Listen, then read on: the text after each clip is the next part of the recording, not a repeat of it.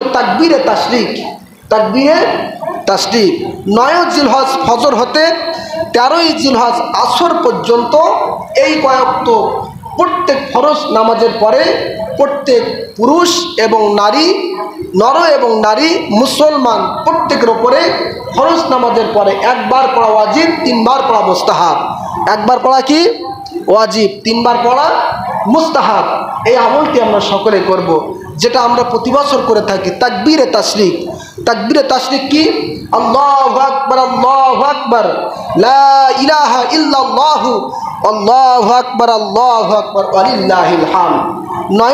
9 জিলহজ ফজর হতে 13ই জিলহজ আসর পর্যন্ত, অর্থাৎ আগামী শুক্রবার ফজরের নামাজের পর থেকে আগামী মঙ্গলবার আসরের নামাজ পর্যন্ত এই তাকবীরে তাশরিক হবে। কয়বার করে? 3 বার করে। কয়বার করে বলেন? 3 বার করে। একবার পড়া ওয়াজিব, 3 বার পড়া মুস্তাহাব। এই আমলটি আমরা সবাই করার চেষ্টা করব।